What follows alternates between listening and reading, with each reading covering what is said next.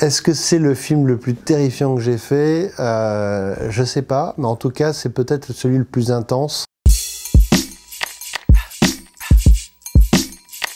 La Floride se prépare à l'arrivée d'un ouragan de catégorie 5. Tous les habitants doivent évacuer les lieux en urgence.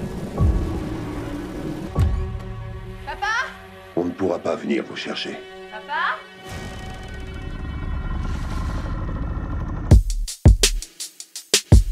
Je suis Alexandre Aja, je suis le réalisateur de Crawl. C'est l'histoire d'une jeune femme qui, en Floride, doit partir sauver son père dans une zone inondée, infestée d'alligators pendant une énorme tempête, un ouragan catégorie 5.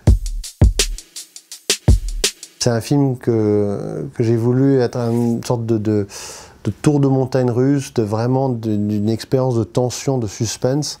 C'est pas le plus gore, c'est pas le plus traumatisant, c'est pas le plus violent, c'est pas vraiment un film d'horreur dans ce sens-là, mais c'est vraiment un film d'expérience. J'espère que c'est un film qui est épuisant dans le bon sens du terme.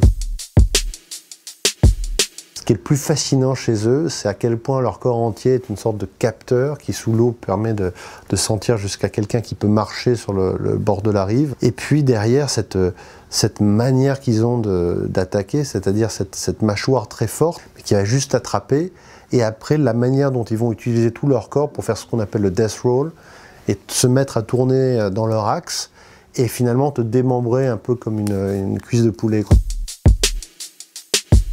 Mais il a très bon goût. Non, ça fait super plaisir. C'était très inattendu. À Los Angeles, je sors d'un rendez-vous et je commence à recevoir un premier texto, un email. Et là, je vois que voilà, tout le monde... C'était vraiment un joli coup de promotion pour la sortie du DVD et du Blu-ray. Alors, je trouve qu'il y a des scènes qui sont absolument fascinantes. C'est des très grands moments de cinéma. Après, l'ensemble... on a des attentes qui sont telles, c'est-à-dire qu'il faut que je le revoie une ou deux fois pour vraiment l'apprécier, au-delà des espérances.